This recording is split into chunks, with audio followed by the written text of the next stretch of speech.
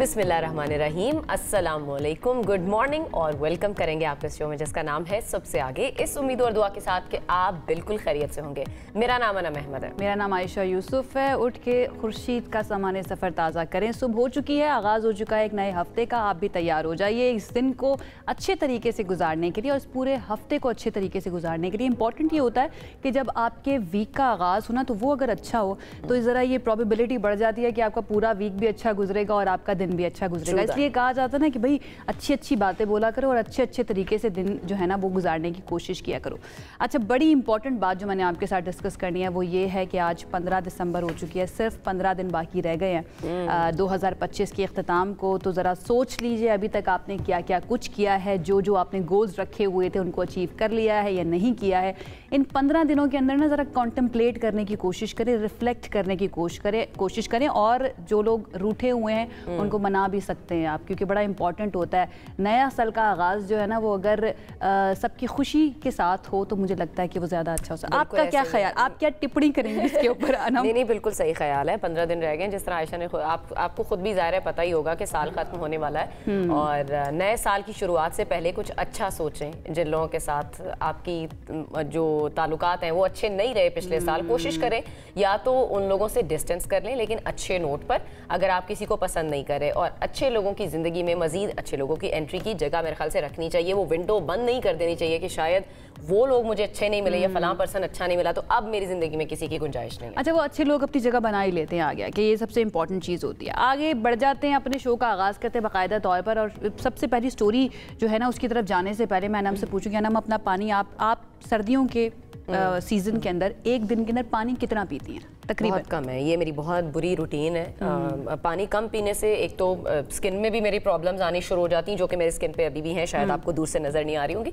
पानी पीना लेकिन मुझे नजर आ रही है। आपको नजर आ रही है क्योंकि मेरी अपनी भी प्रॉब्लम है, तो आपकी प्रॉब्लम भी मुझे नजर आ रही है। अंडरस्टैंड बिल्कुल ऐसे। अब सर्दियों में होता यह है कि हम पानी जो है ना वो बहुत ही कम कर देते हैं। और मैंने जब ये स्टोरी पढ़ी तो मुझे एहसास हुआ कि मैं खुद बहुत ही कम पानी, शायद 1-2 गिलास भी पूरे पानी नहीं पी रही हूँ। लेकिन अब जो है ना जो माहिरीन हैं, जो मुहक्किकीन हैं, उनकी तरफ से ये सामने आया कि ठंडे मौसम की वजह से हमें प्यास का एहसास कम होता है, लेकिन ये आदत जो है वो सेहत के लिए नुकसानदेह साबित हो सकती है। माहिरीन ये बता रहे हैं कि एक बालिग शख्स को सर्दियों में कम से कम 6 से 8 गिलास पानी लाजमी पीना चाहिए। और मेरे ख्याल से हम तो सर्दियों में शायद 2 से 3 गिलास पीते हैं, थोड़ा थोड़ा करके पीते रहते हैं। वो इतना ही बनता होगा, मैक्सिमम 4 गिलास बन जाते होंगे, जो कि आपकी सेहत के लिए बहुत ज़्यादा नुकसानदेह है। आपकी स्किन डिहाइड्रेटेड रहती है। वैसे भी आपके साथ बहुत सारे मसाइल हो सकते हैं। जैसे मैं हूँ, मुझे तो एक्नी का ये पिंपल्स का प्रॉब्लम शुरू हो जाता है, तो ये इसके अलावा भी चलो कुछ रख लेते हैं ना, कुछ थोड़ी सी स्क्रीन रख लेते हैं। बहुत सारे लोग सब कुछ बताना चाहते हैं।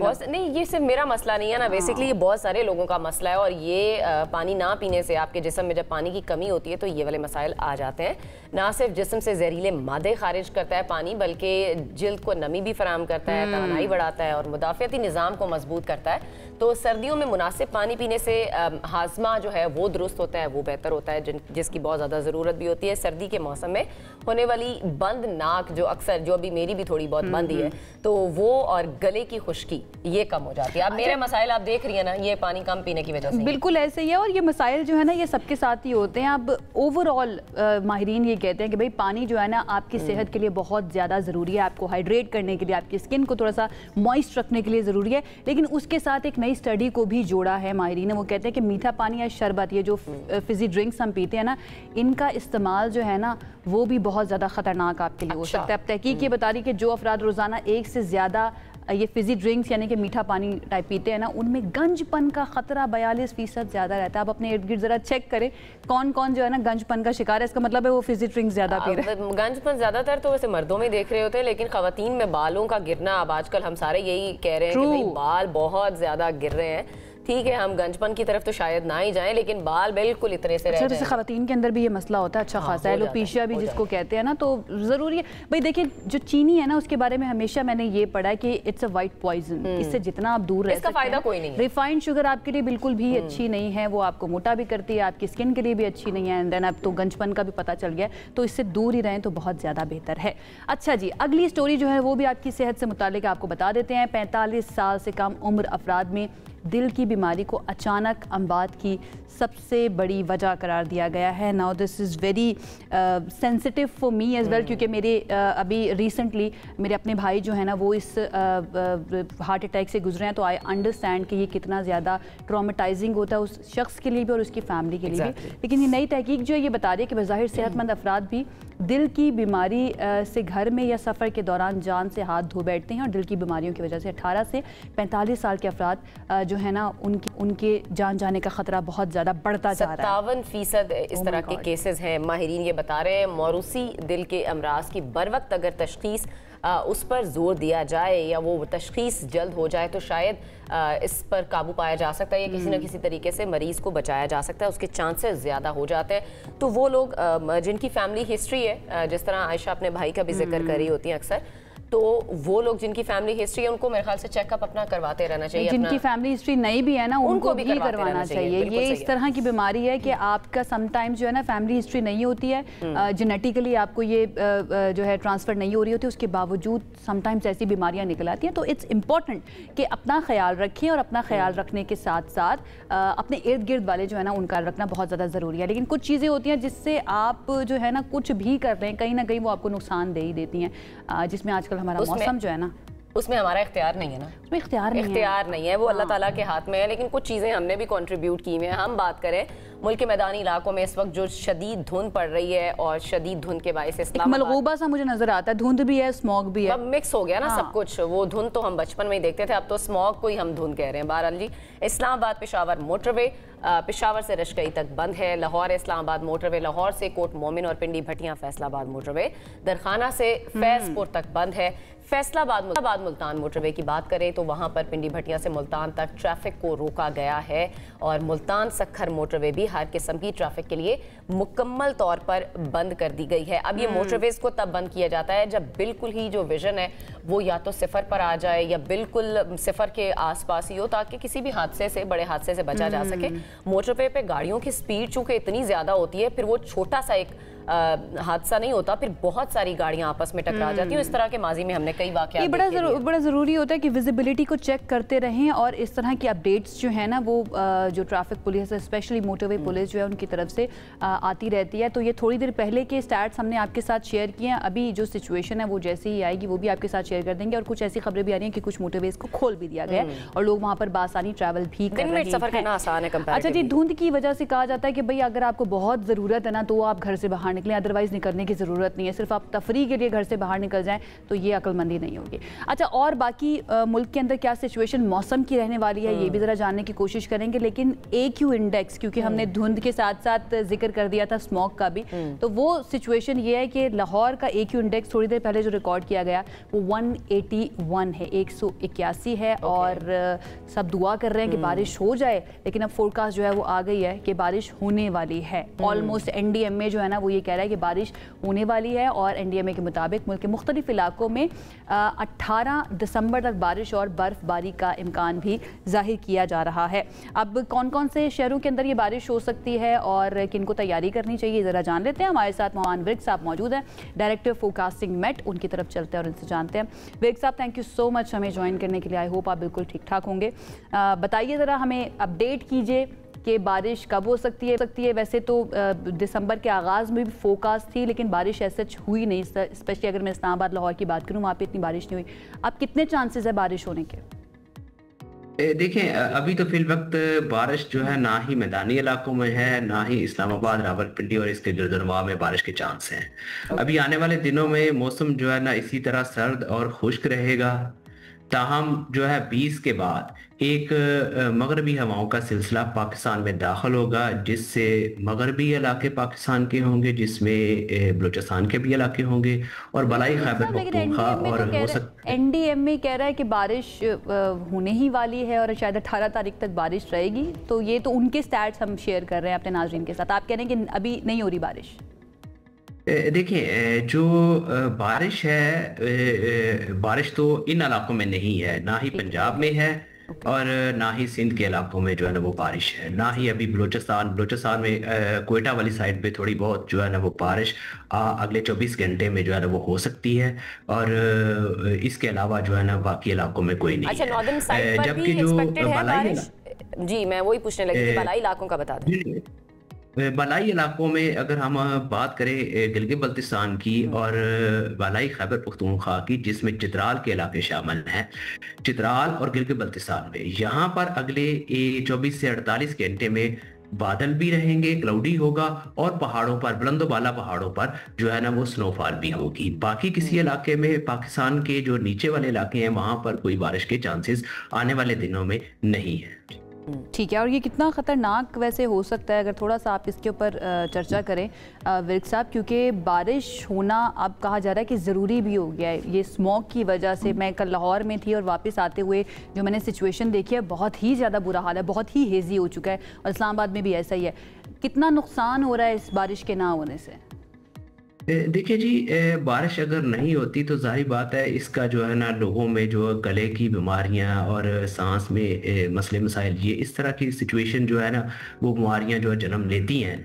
लेकिन जो है अभी जो हमारे मैदानी इलाके हैं यहाँ पर धुंध जो है ना वो बरकरार रहेगी, और आने वाले दिनों में आप देखेंगे कि आज भी बहुत ज़्यादा शदीद धुंध थी, और आने वाले दिनों में जो है ना वो इन्हीं इलाकों में, मैदानी इलाकों में, ख़ास तौर पे मुल्तान, खानेवाल, फैसलाबाद, लाहौर के गिरदनवा के इलाके, जैसे जिस तरह के शेखपुरा के इलाके हैं, यहाँ पर जो है ना वो धुंध डेंस होगी, ज़्यादा शदीद धुंध पड़ेगी, और ऊपर भी जो है ना वो धुंध होगी। तो आने वाले दिनों में आपको धुंध नजर आएगी। अभी बारिश का चांस नहीं है। अलगरज जो दिसंबर का आखिरी अशरा है 20 के बाद एक बारिश वाला सिलसिला पाकिस्तान में दाखिल होगा, जिससे जो है ना कुछ इलाकों में बारिश हो जाएगी। हो सकता है कि उसके बाद कुछ थोड़ा सा रिलीफ मिले, लेकिन धुंध जो है वो ये शुमाल मशरकी पंजाब के इलाके जो होंगे यहाँ पर वो रहेगी। ठीक है, अच्छा इरफान साहब, थोड़ा सा अब जो सयाह हैं वो जैसे ही बर्फबारी का सीजन शुरू होता है तो बड़ी तादाद में लोग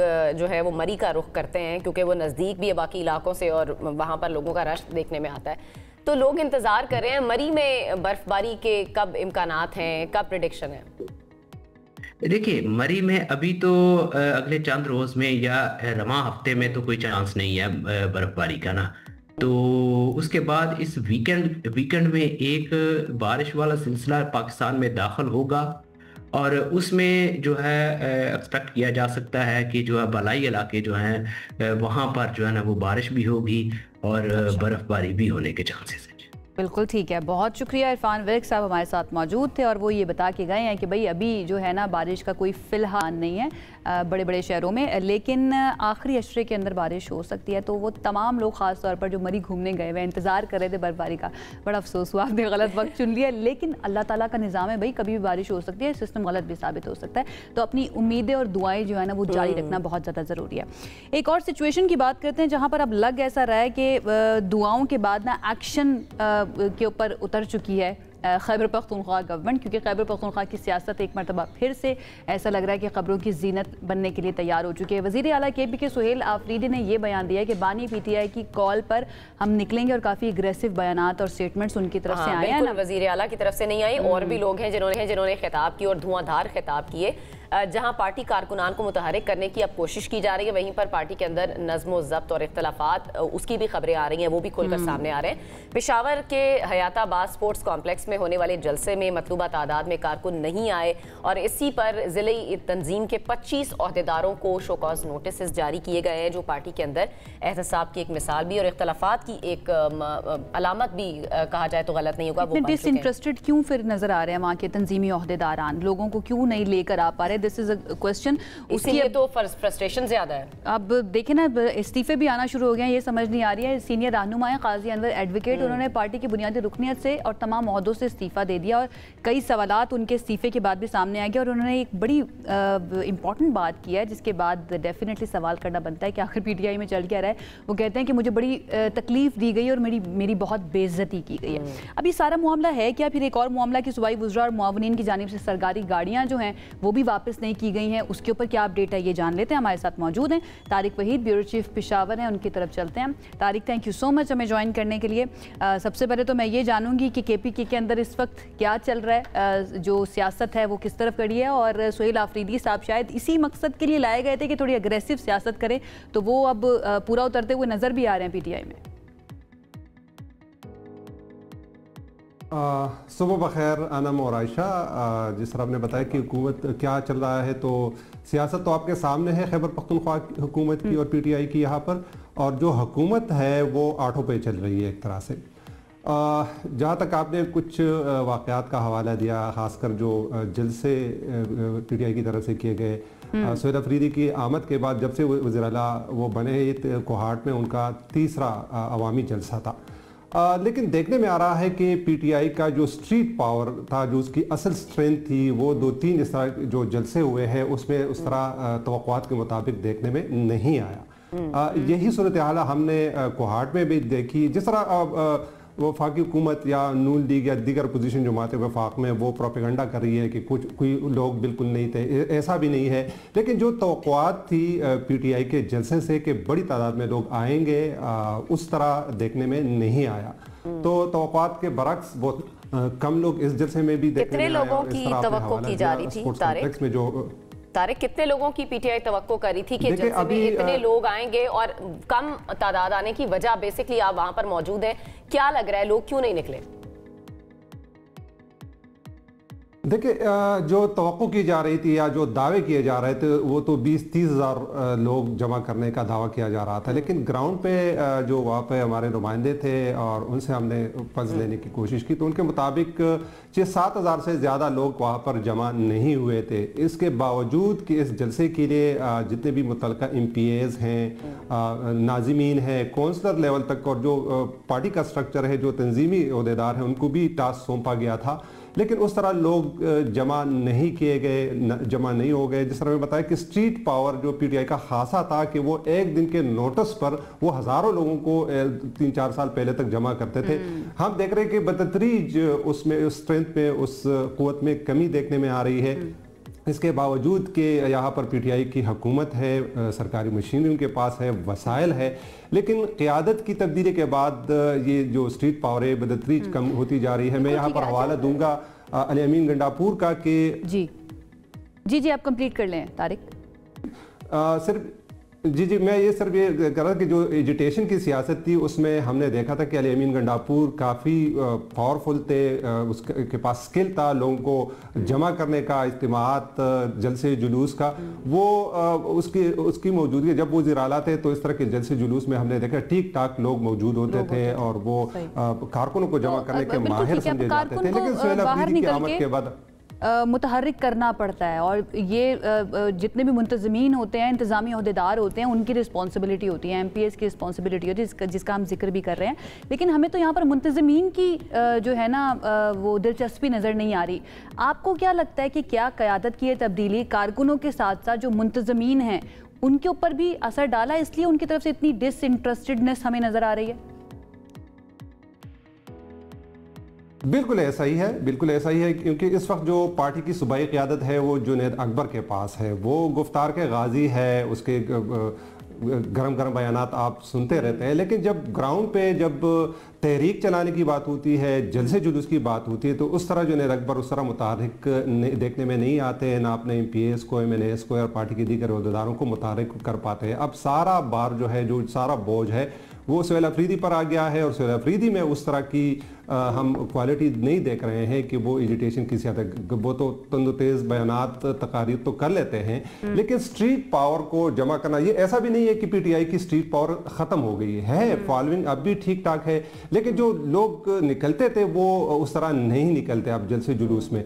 हमारे एक सहाफ़ी दोस्त है वसी बाबा, उसने एक बड़ा अच्छा तबसरा किया था कि खैबर पख्तूनख्वा के लिए 2 वज़ीर आला होने चाहिए। एक वज़ीर आला वो जो बाहर अडियाला जेल के बाहर वो धरना दे, जलसे जुलूस करे, और एक वज़ीर आला इसलिए कि वो सुबह को चलाए। तो इस वक्त सूरत हाल ये कि सुबह तो ऑटो पे चल रहा है और यहाँ पर पीटीआई का सारा फोकस जो है, बहुत सारे चैलेंजेस है पीटीआई को। एक तरफ स्ट्रीट पावर में कमी नजर आ रही है, फिर और भी जो मसाइल हैं, लेकिन एक और मसला है जो इख्तलाफात का आप सामने आया है। काजी अनवर एडवोकेट, उन्होंने इस्तीफा दिया है और उन्होंने कहा है कि मेरी बेइज्जती हुई है पार्टी में।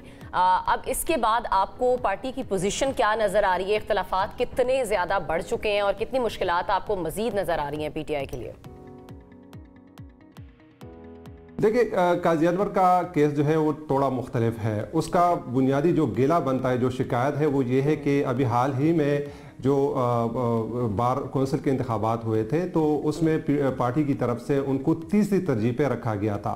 दो जूनियर बंदे जो है उनको पहली और दूसरी तरजीह दी गई थी और उसको तीसरे तरजीह पर रखा गया। तो उसकी शिकायत ये थी कि उसको तीसरे तरजीह पर रखने में वज़ीर आला सुहेल अफरीदी और इमरान खान की बहन अलीमा खान जो है उनकी ताकीद शामिल थी। उन्होंने जो है ये नाम फ्लोट किए थे और एक तरह से चूँकि उनका शुमार काजी अनवर का शुमार पीटीआई के बानी रहनुमाओं में होता है, वो रहनुमा जिन्होंने पार्टी के बेशतर केसेस जो अदालतों में सुप्रीम कोर्ट लेवल तक इमरान खान के केसेस जो है वो मुफ्त लड़ते आ रहे हैं। ज़ईफ़ुल उमर है लेकिन काफ़ी मुतहर्रिक अदालती कॉरिडोर में नज़र आते थे पीटीआई के हक़ में, लेकिन उसको इस तरह साइडलाइन करने पर उसका गिला बनता है और उसने जो अपना इस्तीफ़ा भेजा है उसमें भी सारे शिकवे शिकायत जो है उसका जिक्र किया है। पीटीआई के अंदर, पार्टी के अंदर ये तब्दीलियां भी कोई नई बात नहीं है। हमें याद है कि जब इमरान खान की गवर्नमेंट बनी थी, पीटीआई की गवर्नमेंट बनी थी 2018 में, तो जितने भी फाउंडिंग मेंबर्स हैं उनमें से कोई भी नज़र नहीं आया। उस वक्त भी बात की गई कि पैराशूटर्स जो है ना वो आ गए हैं। उसके बाद एक और तब्दीली हमें नज़र आई जिस वक्त उनकी गवर्नमेंट गई। अब एक नई तब्दीली हमें पार्टी के अंदर नज़र आ रही है। तो क्या जो KPK में कारकुन है या जो वोटर है या जो सपोर्टर है पीटीआई का, क्या वो इन मामलात को लेकर भी काफ़ी परेशान है या फिर थोड़ा सा उसकी अदम दिलचस्पी नज़र आ रही है इन इल्ज़ामात की वजह से या इन तब्दीलियों की वजह से? देखिए, मौजूदा सूरत हाल में पीटीआई और खैबर पख्तूनख्वा हुकूमत की मुश्किलात इस नाते बड़ी है कि पीटीआई रहनुमाओं की बानी चेयरमैन इमरान खान से मुलाकात पर अभी मुकम्मल पाबंदी लगी हुई है। तो उससे एक तरह से अगर तंजीमी उमूर मुतासर हो रहे हैं तो साथ ही साथ जो गवर्नेंस के मसाइल हैं, हुकूमती उमूर है, वो भी बुरी तरह मुतासर हो रहे हैं। अभी मैं आपको बताऊं कि काबीना जो है खैबर पख्तूनख्वा की वो भी अभी तक मुकम्मल नहीं हो सकी है। 10 बंदे जो है वो उनका चुनाव किया गया था और ये ऐलान किया गया था कि इमरान खान से मुलाकात के बाद उनकी मशावरत से इसमें तोसी की जाएगी, लेकिन अभी तक चूँकि अभी तो जो मुलाकात का सिलसिला है वो तो लग रहा है कि मुस्तकिल तौर पर बंद हो गया है। तो उसकी वजह से अभी बहुत सी कंफ्यूजन जो है हो रही है। अगर एक और दूसरी तरफ ये गवर्नर राज लगाने का मामला जो है, तारिक वक्त मेरे पास कम है, मैं चाहूँगी कि इसके ऊपर भी आप कमेंट कर दें, अपनी जो भी आपकी इत्तलात हैं उसके बारे में बता दें।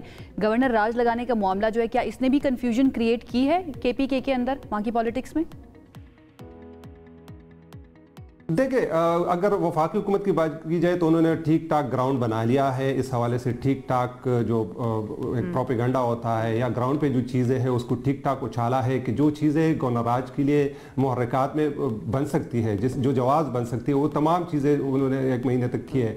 लेकिन मसला ये आ रहा है कि गवर्नर राज अगर आईनी तौर पर लगाया भी जाता है तो अभी वफाकी हुकूमत की कन्फ्यूजन ये है कि वो उसका अरसा 6 महीने होगा। 6 महीने बाद फिर क्या होगा, 6 महीने से ज़्यादा फिर उसकी बहाली होगी, किस तरह उसकी तौसीक किस तरह की जाएगी।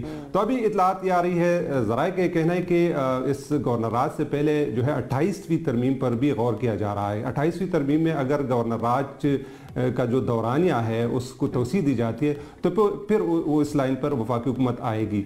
दूसरी सूरत में आईनी तौर पर गवर्नर राज को 6 महीनों से ज़्यादा उसको तोसी नहीं दी जा सकती। तो मेरे ख्याल में इस हवाले से वफाकी हुकूमत अभी ग्राउंड बना रही है। प्रोपेगेंडे की हद तक तो ठीक ठाक कर लिया है, जवाब भी बना लिया है कि यहाँ पर अफगान मुहाजिरीन की वापसी में कोताही की जा रही है, उनको पनाह दी जा रही है, दहशतगर्दी के खिलाफ हुकूमत सूबाई हुकूमत उस तरह इक़दाम नहीं उठा रही है।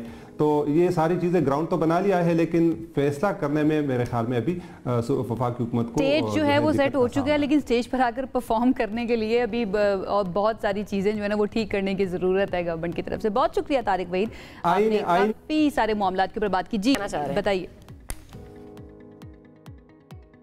मैं ये कह रहा था कि आईनी रुकावट है। मैं देख रहा हूँ कि वफाक का दिल भी चाहता है, वो जोर भी लगा रहे हैं, लेकिन आईनी रुकावट ये है कि 6 महीने बाद क्या होगा उसके हवाले से अभी क्लैरिटी नहीं है। ये बड़ी अच्छी आपने बात की, दिल भी चाहता है लेकिन अभी आईनी रुकावट है। बहुत शुक्रिया तारिक वहीद हमारे साथ मौजूद थे, ब्यूरो चीफ पेशावर, और बड़े अच्छे तरीके से उन्होंने सारे मामलात के ऊपर बात की है और KPK की सियासत पर तबसरा किया। बिल्कुल ऐसा ही। आगे बढ़ जाते हैं, फोर्ब्स की एक रिपोर्ट का जिक्र आपके सामने करते हैं जिसमें दुनिया भर में हालिया के अमीर और मकबूल अफराद की आराम की बुनियाद पर 2026 में रिहाइश के लिए बेहतरीन मुतबादिल ममालिक की फहरिस्त जारी की गई है, जिसमें यूनान शामिल है। उसकी पहली पोजीशन है, यानी यूनान में आप आराम से रह सकते हैं, ये पहले नंबर पर है। उसके बाद पनामा है, पुर्तगाल है, इटली है, फ्रांस है, स्पेन, थाईलैंड और मलेशिया भी उन ममालिक में शामिल है। अच्छा, 2026 के बारे में ये कहा गया है, मुख्तलिफ उमरा की जानिब से ये उनकी राय है या उनकी जानिब से ये कहा गया है कि अगर उनके पास ऑप्शन मौजूद हो तो ये कहाँ पर जाकर रहना पसंद करेंगे, तो ये ममालिक की फहरिस्त आई जिसमें ग्रीस नंबर 1 पर है।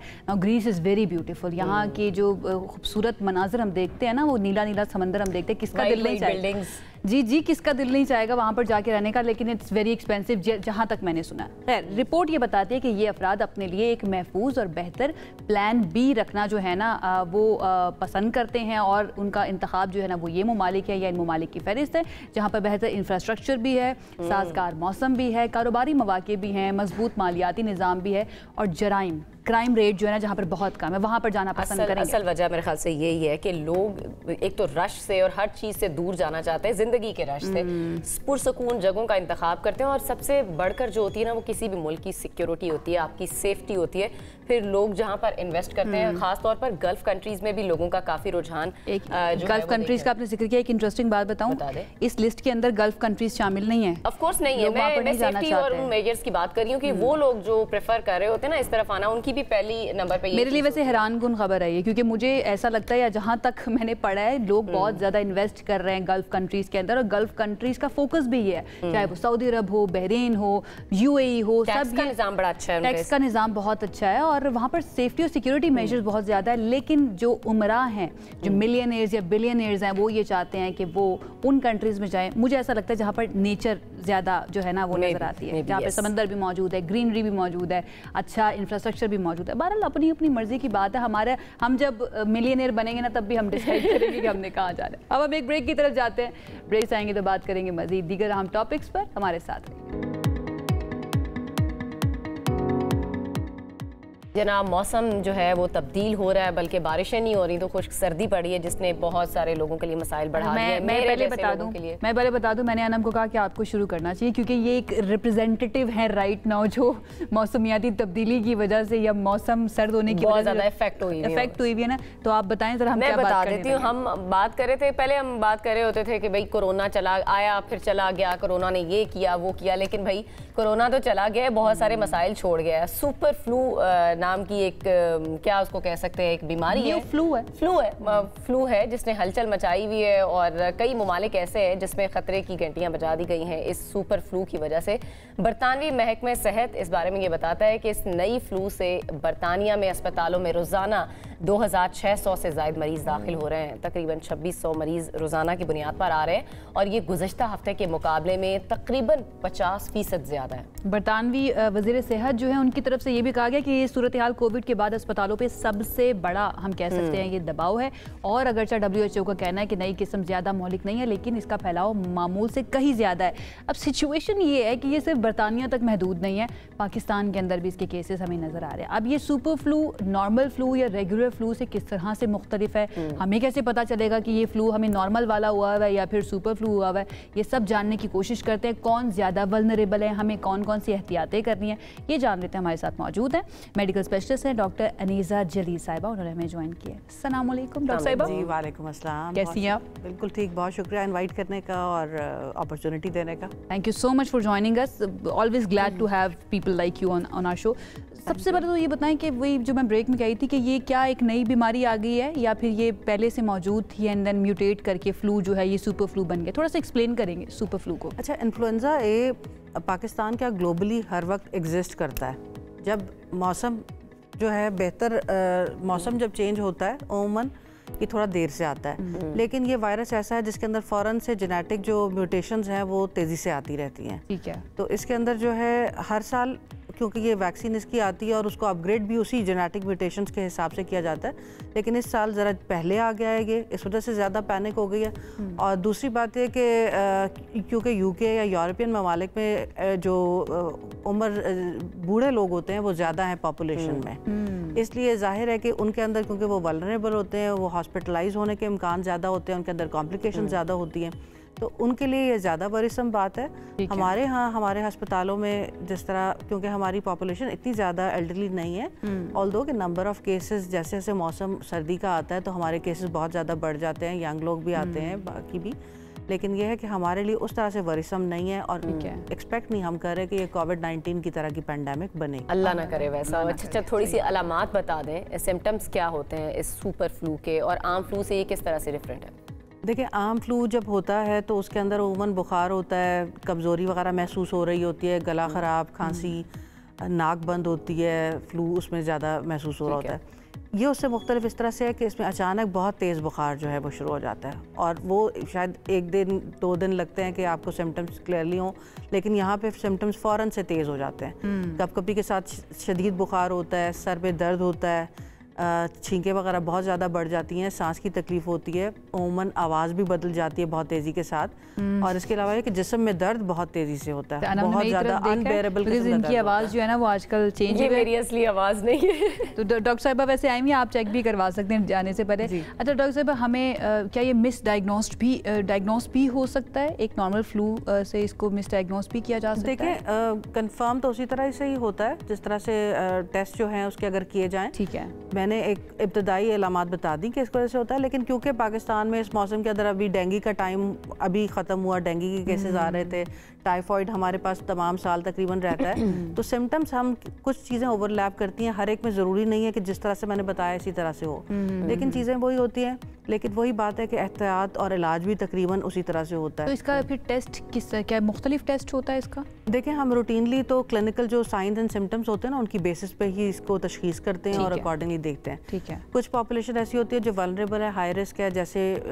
बच्चे होते हैं, छोटे बच्चे, या बहुत जिनकी उम्र ज़्यादा होती है, कुछ लोग इम्यूनो कॉम्प्रोमाइज्ड होते हैं, कुछ लोग मोटापे का शिकार होते हैं, कुछ लोग न्यूरोलॉजिकल कंडीशन का शिकार होते हैं, प्रेग्नेंट खवातीन होती हैं, डायबिटिक्स होते हैं, ये लोग हाई रिस्क ग्रुप हैं। तो इनके अंदर फिर हमारा सस्पेशन भी, एक तो इंडेक्स ऑफ सस्पेशन भी हम ज़्यादा रखते हैं, दूसरी बात ये कि ऐसे लोग जो हैं वो उनके अंदर ज़रूरी नहीं है कि ये सिम्टम्स उसी तरह से आएँ जिस तरह से एक यंग पेशेंट के अंदर आते हैं, तो ये भी हो सकता है कि वहाँ पे माइल्ड सिम्टम्स हों, तो हम क्लिनिकल सस्पेशन जो है वो उसको हाई रखते हैं और फिर अकॉर्डिंगली उसको डायग्नोज करते हैं। और ऐसे ही लोगों में जहाँ पे हमें प्रॉब्लम आ रही हो या हमें लगे कि कॉम्प्लिकेशंस आ रही हैं, वायरल नमोनिया हो रहा है, बैक्टीरियल नमोनिया हो रहा है, इन दैट केस फिर हम उसको कंफर्म भी करते हैं। और जेनेटिक टेस्टिंग तो जाहिर है पब्लिक हेल्थ के पॉइंट ऑफ व्यू से PCR इसका किया जाता है ताकि आपको वेरिएंट्स पता चले। अच्छा, पता चल जाए अगर किसी में पता चल गया कि भाई इस बंदे में वायरस है, ये वाला प्रॉब्लम है, कोई वैक्सीनेशंस वगैरह हैं जो लगवा सकते हैं? कई लोगों को आम नज़ला और गला ख़राब और ये प्रॉब्लम्स बहुत ज़्यादा हो जाते हैं, एलर्जीज सर्दियों में बहुत ज़्यादा आ जाती हैं, तो वैक्सीनेशंस ऑलरेडी लोग पहले से करवा के रखते हैं, कौन सी वैक्सीनेशंस जो हम करवा सकते हैं? देखिए, इन्फ्लुएंजा ए की वैक्सीनेशन तो रिकमेंडेड है। ये सारे जितने भी ग्रुप्स मैंने हाई रिस्क ग्रुप बताए हैं, बच्चों में 6 महीने से ज़्यादा बच्चे की उम्र है तो उसको आपको करवाना चाहिए। बूढ़े लोग तमाम जो हैं, जो भी डायबिटिक हैं, इम्यूनो कॉम्प्रोमाइज्ड हैं, कोई और कंडीशन उनको डायबिटीज़ है, इस तरह की चीज़ें हैं, या प्रेग्नेंट खवातीन हैं, उन ऐसे लोगों को ये सब तमाम जो वैक्सीनेशन है ये हर साल अदरवाइज़ भी करवानी चाहिए। सितंबर अक्टूबर के महीने ऐसे होते हैं जिसमें ये वैक्सीनेशन करवाई जाती है, क्योंकि WHO हर साल जो है वो रेकमेंड करती है, उसके अंदर जेनेटिक म्यूटेशन जिस तरह आती हैं उसके हिसाब से हर साल वैक्सीनेशन अपग्रेड भी होती रहती है।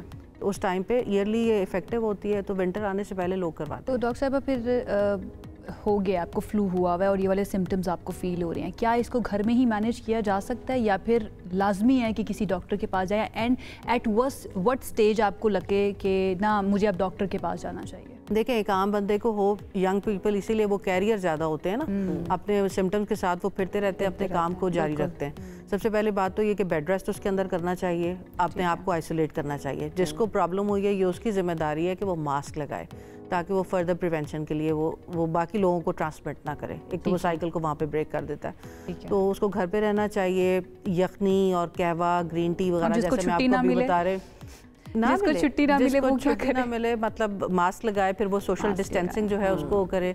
देखिए, जब भी आपको खांसी हो या आपको नज़ला हो रहा हो तो आप कोशिश करें कि टिश्यू पेपर जो है ना वो इस्तेमाल करें, अपने मुंह और नाक को उससे कवर करें। सबसे पहले तो मास्क होना चाहिए, मास्क अगर नहीं है तो फ़ौरन टिश्यू पेपर लें। इन केस अगर आपके पास टिश्यू पेपर भी नहीं है, इन दैट केस आपको ये कोहनी जो है ना इसके इस तरह से करके आपने सांस लेना है, ताकि आपके ना हाथ से नॉर्मली हाथ इसलिए नहीं करते क्योंकि हाथ ने तो हमारे टच करना होता है मुख्तलिफ चीज़ों को, तो अनड्यू टचिंग नहीं करनी चाहिए। लोगों के साथ सोशल डिस्टेंसिंग जो है वो आपको इन महीनों में, खासतौर पर जब आप ओवर क्राउडेड स्पेस पे जाते हैं, मार्केट में जा रहे हैं या आप शादियों में जैसे आजकल बहुत जाते हैं, तो 1 मीटर का डिस्टेंस जो है ना लोगों के साथ वो अदरवाइज भी हमें रखना चाहिए, क्या पता कौन कैरियर हो।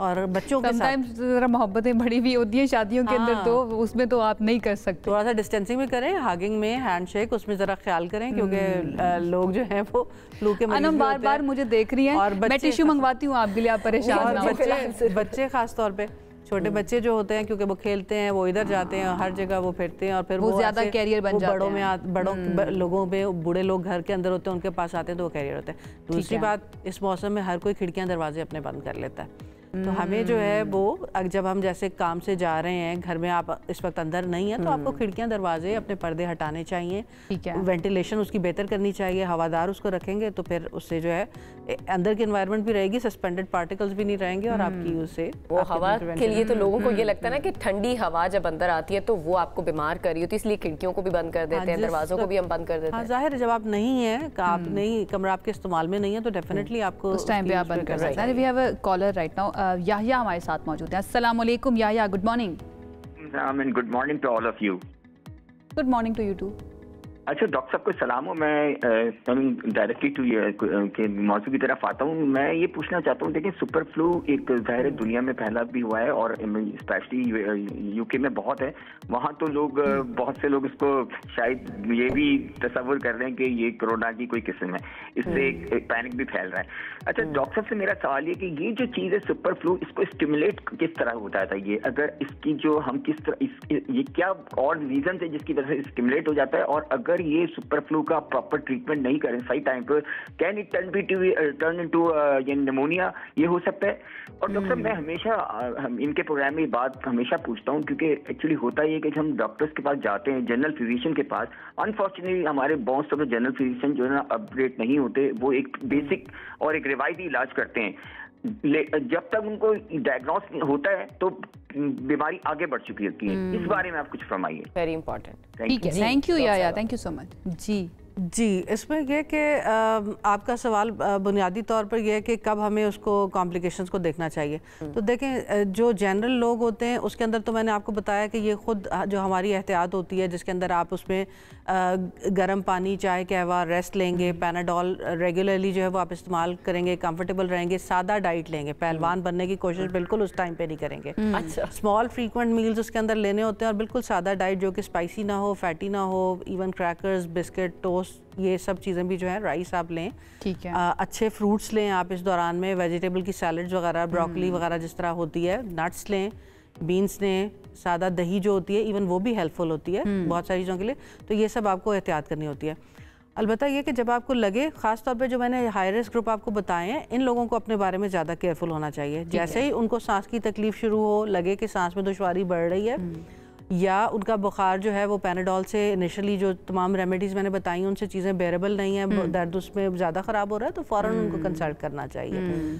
और जो हम यूके से ज़्यादा परेशान हो रहे हैं उसमें यही बात है कि इसकी कॉम्प्लिकेशंस होती हैं, वायरल निमोनिया हो सकता है, बैक्टीरियल निमोनिया हो सकता है, सुपर एडेड जब इन्फेक्शन बैक्टीरिया की हो जाती है। वो कह रहे हैं कि आगे जाकर ये निमोनिया की तरफ बढ़ सकता है, हो सकता है। जो हॉस्पिटलाइजेशन होती है वो प्राइमरीली निमोनिया के लिए ही होती है ना, जिन लोग में वहाँ पे इस तरह से हो रहा है। हमारे भी हाई रिस्क ग्रुप्स जो होते हैं वो निमोनिया में कन्वर्ट हो जाते हैं और समटाइम्स निमोनिया एंटीबायोटिक से ट्रीट हो जाता है या वायरल एंटीवायरल से हो जाता है। लेकिन अगर रेस्पिरेटरी डिस्ट्रेस हो जाए तो हमें एड्स भी देनी पड़ती है ना, जैसे बाईपैप मशीन्स जो कोविड के टाइम पे लगी थी, बहुत सारे लोगों को वेंटिलेटर पे भी कन्वर्ट करना पड़ता है। आई आस्क्ड यू ना कि किस स्टेज पर जाकर हमें जो है ना डॉक्टर के पास अब लाजमी जाना है। ये सिम्टम्स आपके ना हो, सांस की तकलीफ में दुश्वारी आपको लगे कि हाँ जी ये बढ़ रही है और दर्द अनबेरेबल हो जाए या उसके साथ नोजिया, वॉमिटिंग, डायरिया वगैरह हो जाए, आपको लगे कि पेशेंट जो है उसकी कॉन्शियसनेस, जो उसके होश हवास हैं उसके अंदर थोड़ी सी भी गड़बड़ आपको महसूस हो, तो ऐसी सूरत में आपको फौरन हॉस्पिटल में याहिया ने अभी जो बात की थी कि कई दफ़ा हम जाते हैं डॉक्टर्स के पास, उनको भी समझ नहीं आ रही थी, वो मिसट्रीट कर देते हैं या उनको पता नहीं चल रहा होता ये कौन सा वायरस है,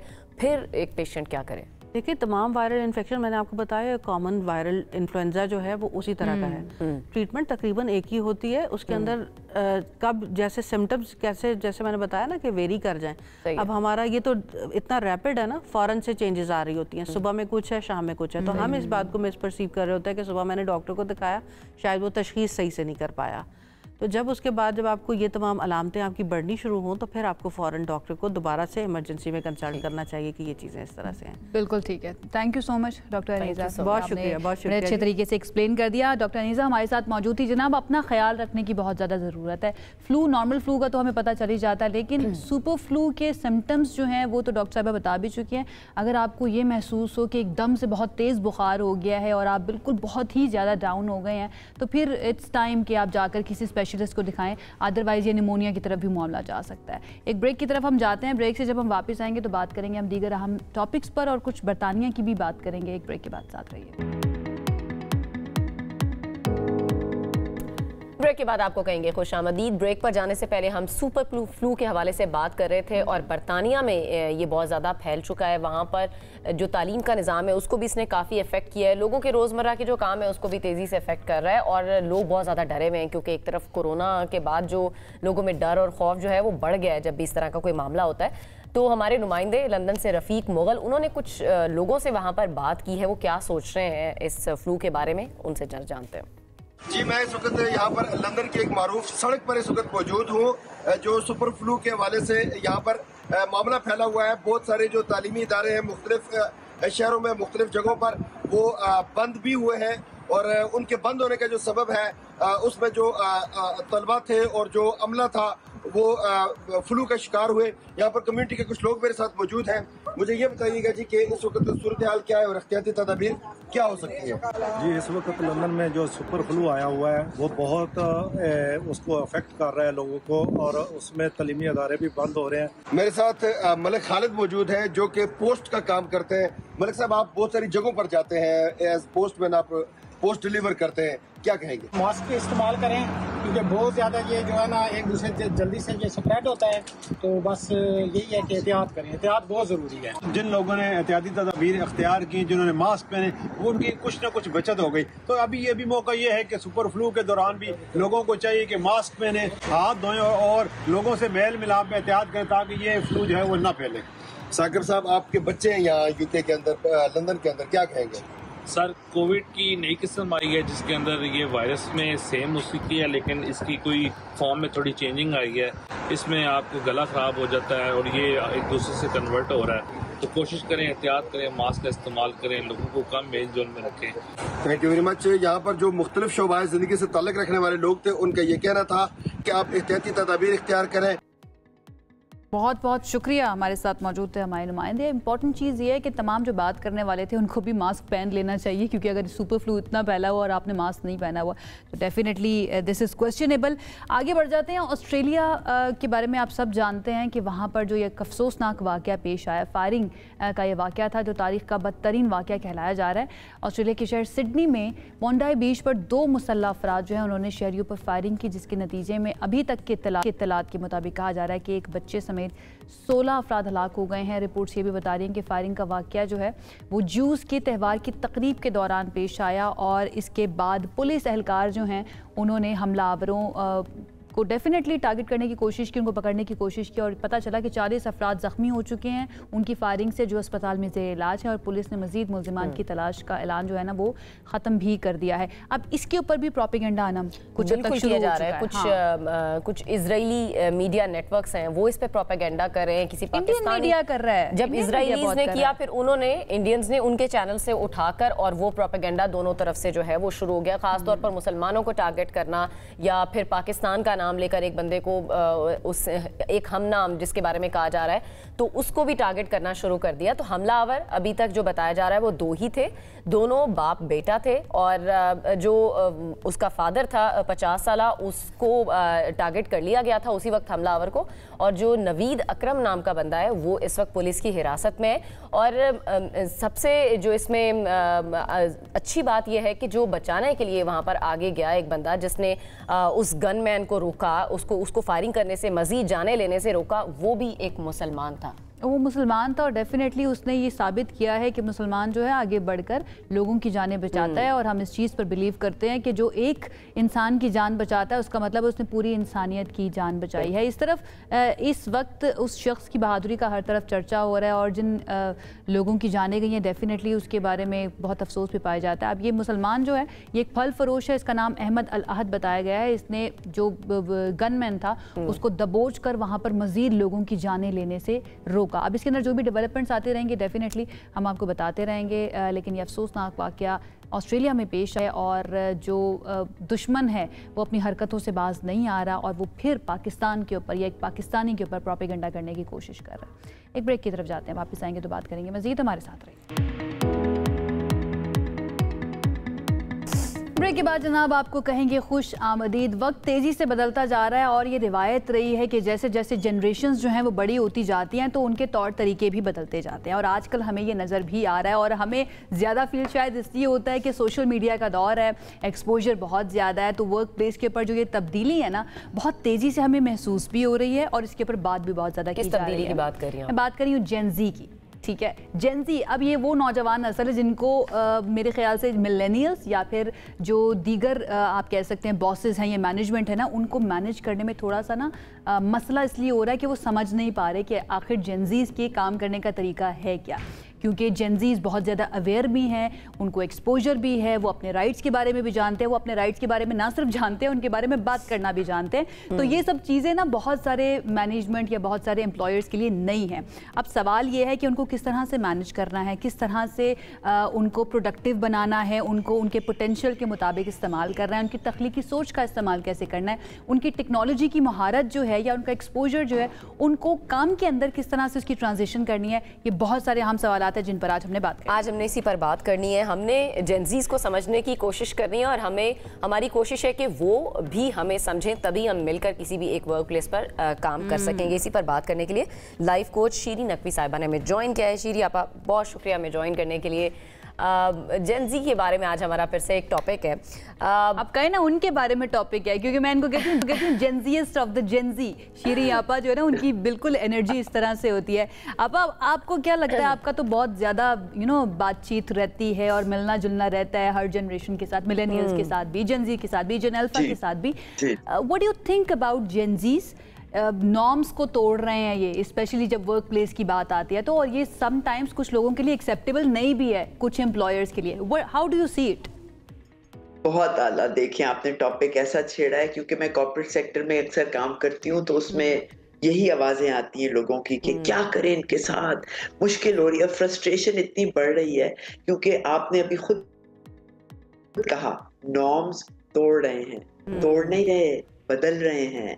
हम उसी पुरानी चीज को अगर लेके चलेंगे तो हाँ शायद वो टूटे, लेकिन ये नहीं देख रहे कि हम नई चीज क्या सेट हो रही है उस पर नजर नहीं डालते, क्योंकि हमारी अपनी आदतें ऐसी हैं। अच्छा, हमारी जनरेशन अक्सर बीच में आई थी, तो बेबी बूमर्स और फिर मिलेनियल्स, और हम सारी ये जो ट्रांजिशन देख रहे हैं उसमें हम कोप नहीं कर पा रहे, क्योंकि जो हमें कहा जाता था हम करते थे, yes ma'am, yes exactly sir, ये तो चलता रहता था। लेकिन अब ये वाली generation yes ma'am yes sir वाली नहीं है, ये कहती है मेरे पास भी आइडियाज हैं और वो हमसे बेहतर होते हैं।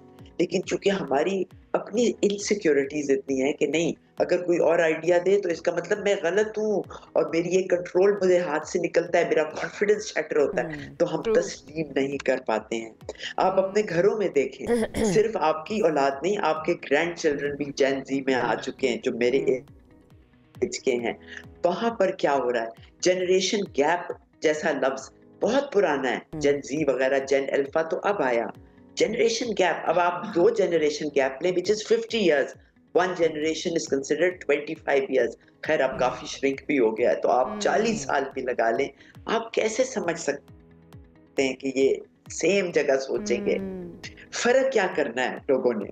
नंबर 1, आपने गुफ्तगू करनी है, हुक्म देने की बजाय सवाल करने हैं। कैसे लगेगा आपको, ये काम कैसे होगा? पहले सीनियर्स अपनी बिग पिक्चर दिखाएं, हमने अचीव क्या करना है कंपनी के लिए, डिपार्टमेंट के लिए, टीम के लिए, व्हाट इज द गोल। गोल की क्लैरिटी देने का काम आपका है। उसके बाद आप डिस्कशन में पढ़ें, कॉन्वर्सेशन में पढ़ें।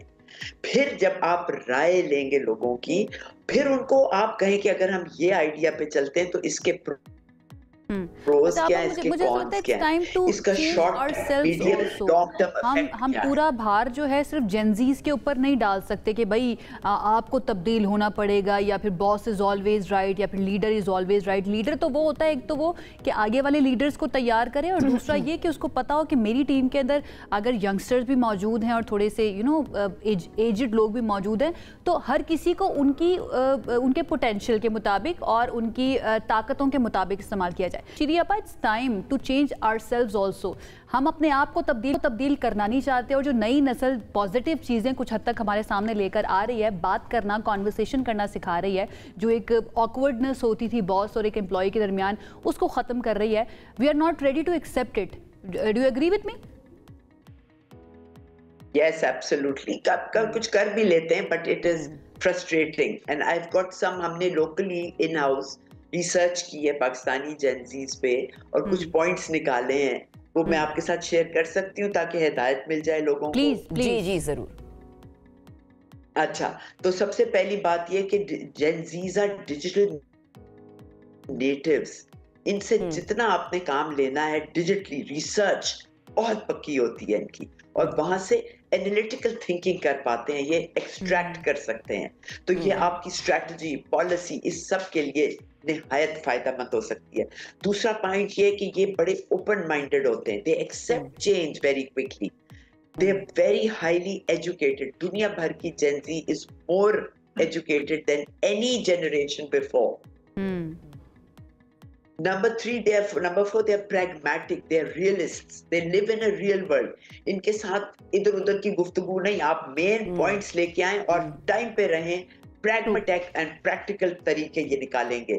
प्लस दे सोशली माइंडेड, ये सबको लेके जाना चाहते हैं अपने साथ। अकेले तन्हाई में ये कंफ्यूज हो जाते हैं, ये चिपके हुए एक दूसरे साथ। And even then they socially minded but they independent thinkers. अपनी सोच इनकी बड़ी है, को दावत दें, आपको बेताशक वैरायटी ऑफ आइडियाज मिलेंगे।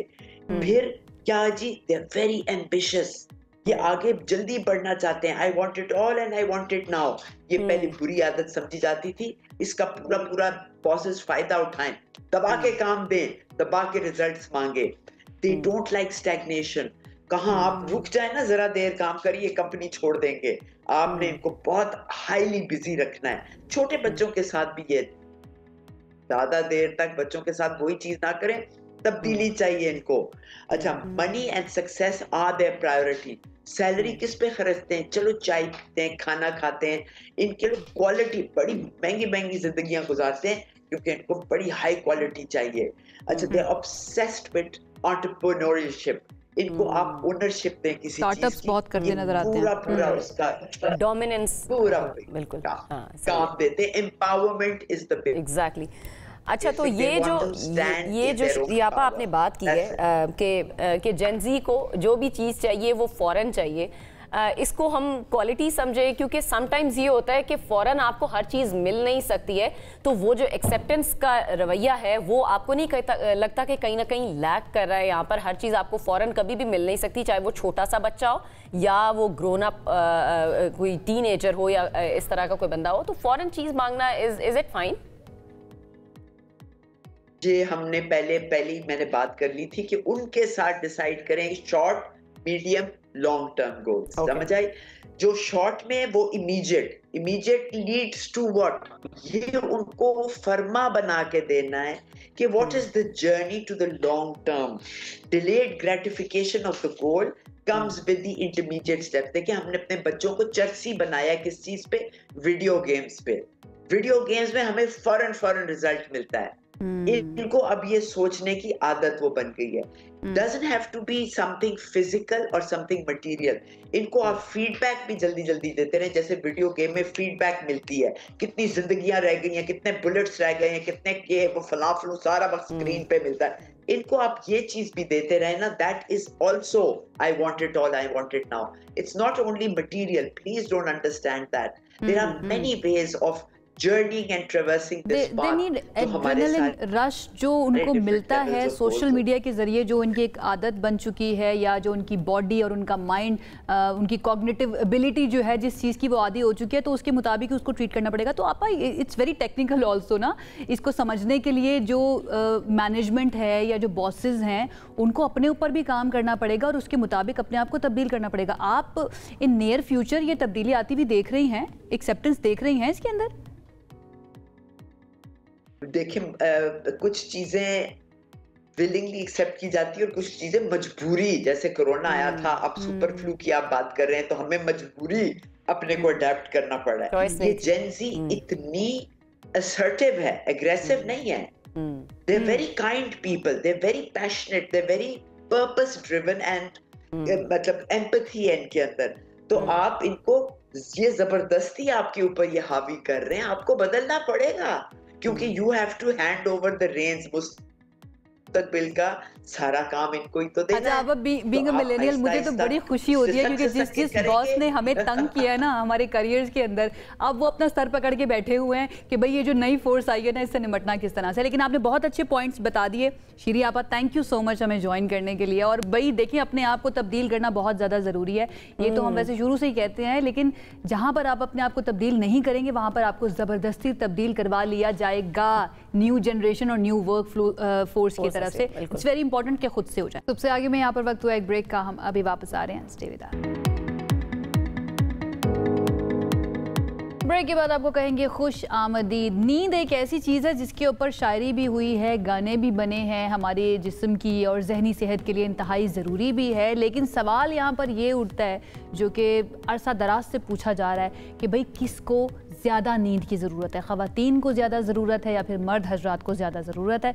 ये हमने टॉपिक प्लान किया कि इसके ऊपर हम बात करते हैं, और ये सवाल हम अपने सोशल मीडिया पेज के ऊपर ले गए और वहाँ पर बहुत ही इंटरेस्टिंग किस्म के कमेंट्स जो है ना वो हमारे सामने आए, जिसमें कुछ ख़वातीन भी शामिल थी, कुछ मर्द हजरात भी शामिल थे। कोशिश करते हैं कि वो आपके सामने रखें और आपको बताएं कि आपके जवाबात जो है ना वो क्या क्या हमारे सामने आए हैं। तो हमारा सवाल ये था कि भाई किसको ज़्यादा नींद की ज़रूरत होती है। तो एक जवाब जो था बड़ा इंटरेस्टिंग था, उसने कहा कि भाई मैं तो जल्दी से सो जाता हूँ, ठीक है, लेकिन यह है कि मेरी जो वाइफ है वो जागती रहती है, फिर जब मैं सुबह उठता हूँ तो वो देर तक सो रही होती है। फिर एक और जो सामने आया आनम, वो अगर आप पढ़ लें तो। अच्छा, लोगों ने बड़े इंटरेस्टिंग से कमेंट किए, मैं मुझे सही तरह से शायद पढ़ा नहीं जा रहा, दूर है थोड़ा सा फॉन्ट। आयशा अगर आप पढ़ लें। क्या वाकई मर्दों को हर वक्त नींद आती रहती है, या बस हमारा वहम है, जब बात करो तो नींद आ रही होती है, बात करने का वक्त ही नहीं होता? ये सोफिया मिर्जा साहिबा की जानिब से कहा गया। उसके बाद अगला जवाब जो है वो एक नीलम असलम है। उन्होंने कहा कि मेरे शौहर को तो फौरन नींद आ जाती है, छुट्टे के दिन भी वो देर से उठते हैं और जब मौका मिले सो जाते हैं, जबकि मेरी नींद तो बहुत ही कम है। इसकी वजह उन्होंने पूछी है, कोशिश करेंगे ये जरा वजह जान ले। उसके बाद मोहम्मद मूसा हारून साहब जो है वो कहते हैं कि रात को सोते हुए छोटी सी भी आवाज़ आए ना तो वो मुझे उठा देती है, लेकिन मेरी बीवी को महसूस नहीं होती। सुबह ऑफिस जाता हूँ तब वो सो रही होती है, वापस आऊँ तो भी सोने की तैयारी होती है, पता नहीं इतनी नींद कैसे आ जाती है। तो ये मुख्तलिफ सवालात भी उठाए हैं हमारे उस एक फेसबुक के सवाल के ऊपर, और बहुत सारे लोगों ने अपनी राय भी दी है। अच्छा, क्या मर्दों को नॉर्मली ये लग रहा होता है कि हम शायद काम पे चले जाते, पीछे सारा दिन जो खवातीन हैं वो सोती रहती हैं, लेकिन किसको लगता है ये? कुछ मर्दों को लगता ही होगा ना भाई। अब ये जो तहकीक सामने आई है, और खवातीन को क्यों नींद की ज्यादा जरूरत है, ये भी तो कुछ फैक्टर्स ही है ना जिसकी वजह से ज्यादा जरूरत है। बहरहाल जी, जो तहकीक सामने आई है उसमें खवातीन के जिस्मानी, ज़हनी और जज्बाती अवामिल की वजह से उन्हें मर्दों के मुकाबले में ज्यादा आराम की जरूरत होती है, ज्यादा सुकून की, और फिर ज़ाहिर है ज़्यादा नींद की ज़रूरत भी पड़ती है। माहिरीन ये भी बता रहे हैं कि ख़वातीन का दिमाग दिन भर कई काम जो है वो सरअंजाम दे रहा होता है। फिजिकली तो वो काम कर ही रही होती हैं, लेकिन साथ साथ दिमागी तौर पर भी वो बहुत ज़्यादा ऑक्यूपाई रहती हैं, और यही वजह होती है कि उनकी तवानाई जो है, उनकी एनर्जी ज़्यादा लग जाती है, इसीलिए वो रात को उन्हें मज़ीद आराम की नींद की ज़रूरत होती है। ख़ास तौर पर वो ख़वातीन जो जिनके बच्चे होते हैं ना, उनकी तो मैंने सुना नींदें पूरी ही नहीं होती, मल्टीटास्किंग कर रही होती है ना। ये हम नहीं कह रहे, ये ड्यूक यूनिवर्सिटी की एक रिसर्च है, वो ये कह रही है, यानी कि इसके पीछे साइंस है पूरी। हम अपने तौर पे ये बात नहीं कर रहे कि हम खवातीन हैं तो खवातीन के लिए बात शुरू कर दी है। ये रिसर्च ये बता दिया कि नींद की कमी खवातीन पर मर्दों की निस्बत ज़्यादा असर डालती है, जिसकी वजह से वो जल्द थक जाती हैं, उनके मूड स्विंग्स जो हैं वो बहुत ज़्यादा हो रहे होते हैं, और बेचैनी भी समटाइम्स वो महसूस कर रही होती हैं।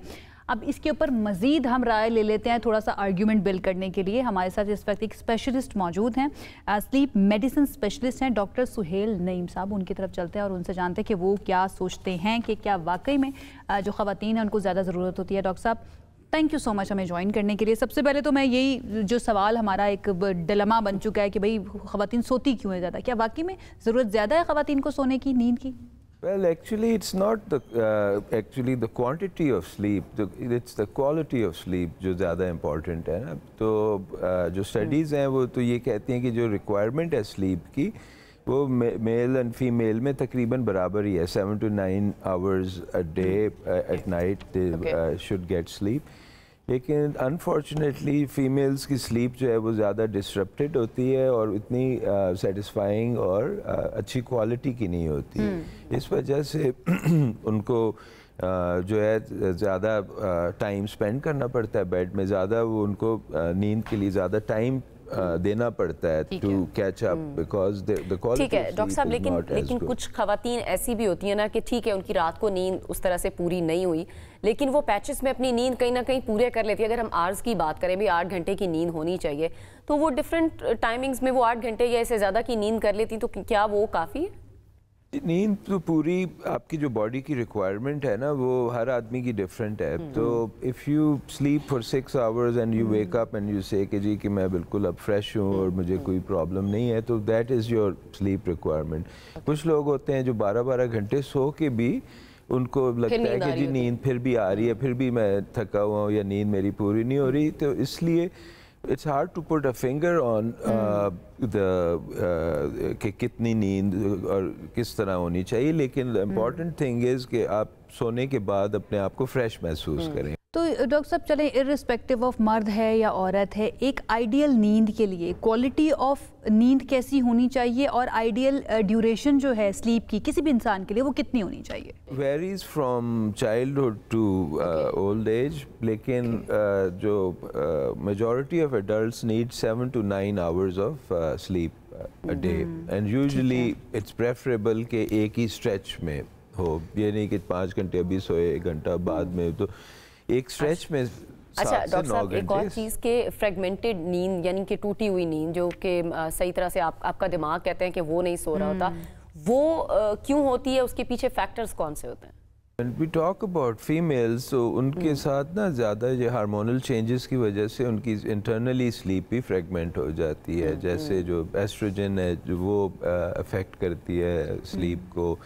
अच्छा, मेंस्ट्रुएशन के टाइम पे स्लीप डिस्टर्ब रहती है। प्रेगनेंसी में तो obviously you know with sleep is very disturb. Menopause के पास जो हॉट फ्लैशेस एंड दूसरी चीज़ें होती हैं उससे भी डिस्टर्ब होती है। But even a normal female because of the hormonal fluctuation has not as good quality of sleep as males do. और रैम स्लीप की जहाँ तक बात है, 25% ऑफ आपकी रात की जो स्लीप होती है वो रैम स्लीप होती है यूजुअली। अगर if you are you know if we are talking about good quality of sleep, तो it should be 25%। I really wish doctor साहब कि बाकी जो मर्द हज़रात हैं वो भी इसी तरह से अंडरस्टैंड कर पाते कि ख़वातीन को क्यों एक बेहतर क्वालिटी की स्लीप दरकार होती है और क्या क्या तब्दीलियाँ उनकी बॉडी के अंदर हो रही होती हैं। अच्छा, आम तौर पर क्योंकि आप स्पेशलिस्ट हैं, आपके पास किस तरह के केसेस ज़्यादा आ रहे होते हैं? किस तरह की नींद जो है ना वो ज़्यादा डिस्टर्ब हो रही होती है हमारे माशरे के अंदर? देखिए, सबसे कॉमन तो वर्ल्ड वाइड जो है इंसोम्निया है। Insomnia is about according to statistics about 30% of population suffers from insomnia at one point और the other in their life. दूसरा कॉमन जो है उसमें फिर आपके जो स्लीप डिसऑर्डर्स में ज़्यादा कॉमन हम जो देखते हैं, एक तो स्नोरिंग है, स्नोरिंग रिलेटेड कॉम्प्लिकेशंस जैसे स्लीप एपनिया। अच्छा, नॉर्मली ये होता है कि लोग जो ख़ास तौर पर जो मोटापे की तरफ ज़्यादा होते हैं, उनका वज़न ज़्यादा होता है, वो नींद में बहुत ज़्यादा खराटे ले रहे होते हैं। तो क्या ये कोई डिसऑर्डर है, नींद की खराबी है, कोई बीमारी है, ये क्या है और क्यों, कौन से लोग ज़्यादा खराटे ले रहे हैं? तो ये भी थोड़ा सा बताएं। मोस्ट ऑफ द टाइम जो इंसान की जब नेक पे ना फैट जमा हो जाती है ना, तो वो fat compresses your wind pipe, जो आपके सांस की नाली है। तो जब भी हवा किसी तंग जगह से गुजरती है ना, तो it makes a noise, that's called खराटस। दूसरा ये होता है कि एल्डरली में, जैसे आपने बात की है, एल्डरली में होता है ये कि आपके जो मसल्स हैं ना नेक के, जो आपके विंड पाइप को ओपन रखते हैं और सारे, तो वो ओल्ड एज में जाके वो वीक हो जाते हैं और रिलैक्स हो जाते हैं। So when you sleep those muscles, because of the muscle weakness, your windpipe again gets narrow और collapse हो जाए तो sleep apnea में convert हो जाता है। मोटापे में अच्छा, old age में अच्छा, फिर positional, like if you're laying in supine position या कमर पे जो लोग सोते हैं ना, वो ज़्यादा खराटे इसलिए लेते हैं कि उनके सारा प्रेशर की वजह से ना वो सांस की नाली तंग हो जाती है। So positional हो गया। अच्छा, उसके अलावा sometimes you see के even people who are not that fat or you know not that old, they still snore a lot। उसकी वजह ये होती है कि नाक की हड्डी अगर आपकी टेढ़ी हो ना, जो DNS जिसको हम कहते हैं, उसकी वजह से भी डिफिकल्टी होती है। अच्छा, क्योंकि खराटों की बात हो रही है ना, तो मोस्टली सर्दियों में फैंस वगैरह सब कुछ बंद होते हैं, कोई एसी कुछ नहीं चल रहा, आवाज़ ज़्यादा आ रही होती है, आवाज़ जो है वो बहुत ज़्यादा फील हो रही होती है। जो नॉर्मल भी बेचारा खराटे ले रहा होता है ना, तो हमें लगता है कि ना शायद ना इसको कोई खराटे की बीमारी हो गया। इन द एंड डॉक्टर साहब, मैं ये चाहूँगी कि क्या प्रोटोकॉल्स हैं एक साउंड स्लीप के, एक अच्छी स्लीप के, एक हेल्दी स्लीप के, चाहे मर्द हों या फिर औरतों, उनके लिए कौन सी जो बेसिक नेसेसिटीज़ हैं या रिक्वायरमेंट है अच्छी नींद के लिए, वो बता दीजिए। There are some rules of good sleep hygiene। एक तो नंबर 1 के schedule होना चाहिए, एक proper wake up and sleep का भी और wake up का भी और सोने का भी।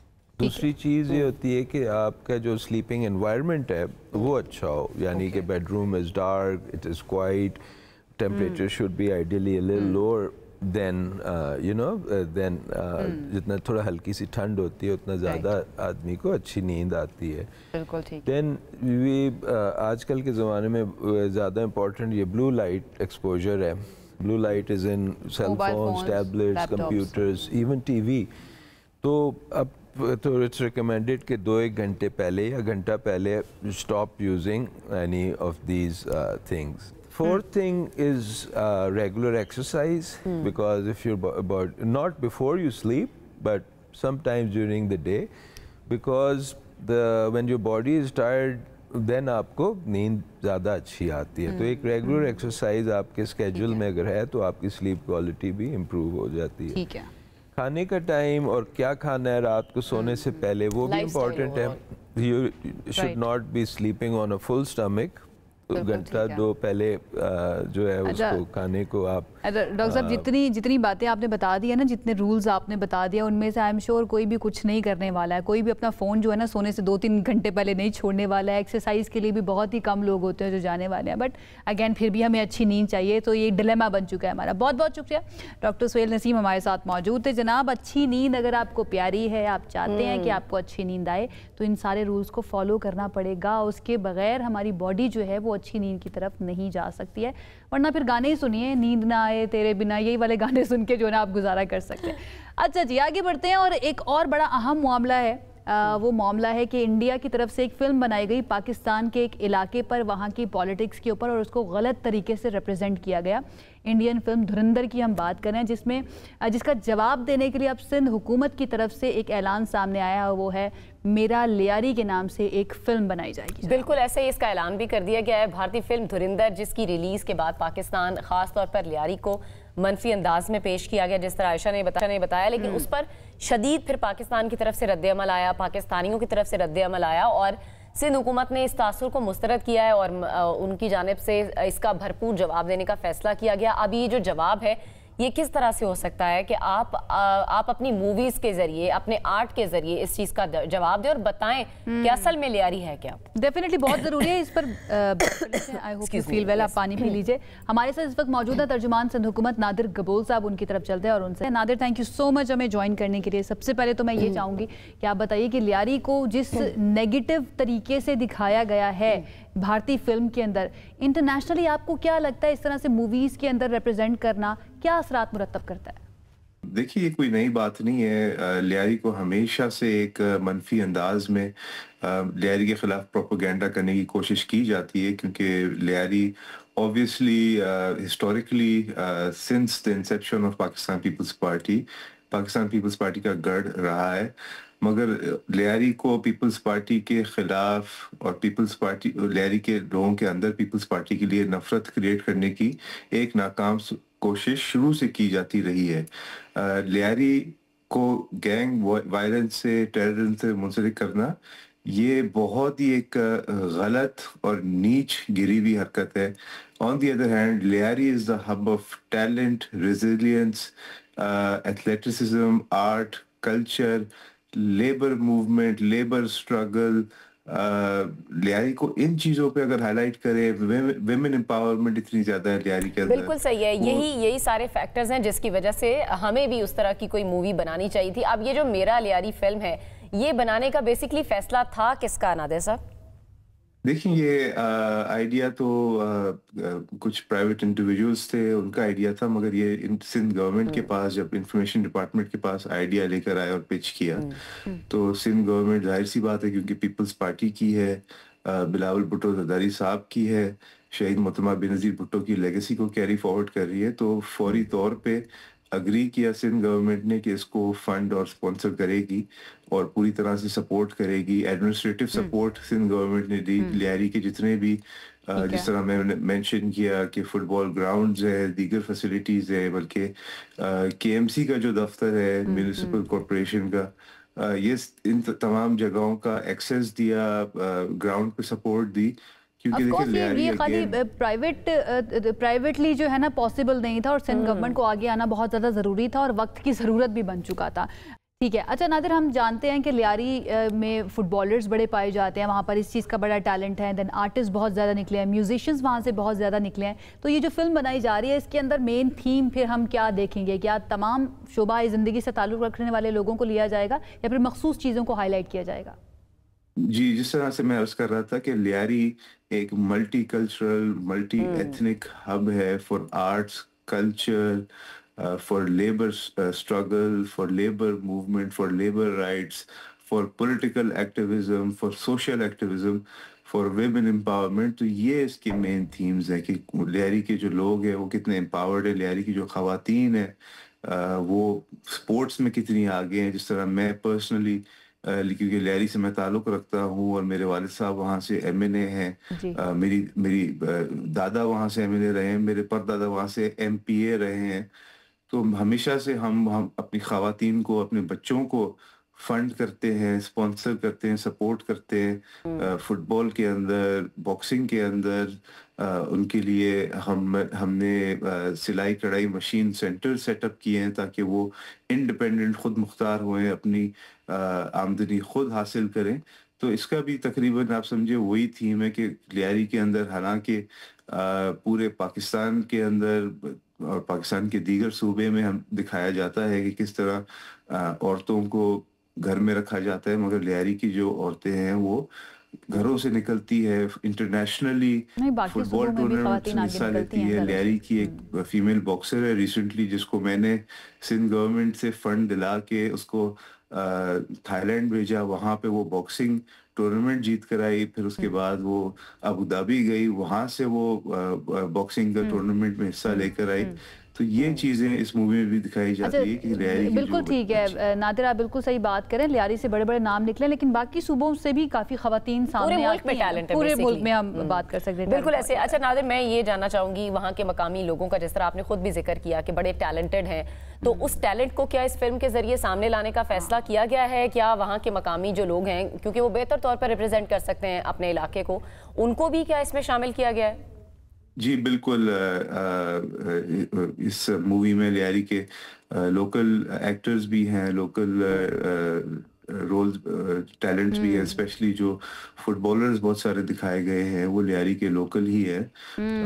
तो इस पे लियारी का लोकल टैलेंट बिल्कुल अच्छा, कास्ट भी मुझे बड़ी ज़बरदस्त नज़र आ रही है इस मूवी की। वैसे दनानीर हैं, सामिया मुमताज़ हैं, फिर आयशा उमर हमें नज़र आ रही हैं, तो बड़े ही, मैं तो I am very very excited. ये जैसी आती है मूवी तो मैं तो लाजमी देखने जाऊँगी। इन द एंड नादिर, ये भी बता दीजिए कि भारत की तरफ से प्रोपेगेंडा किया गया, विच इज़ नॉट न्यू, हमेशा यही किया जाता रहा और यहीं से हमने आगाज़ भी किया था अपनी गुफ्तगू का।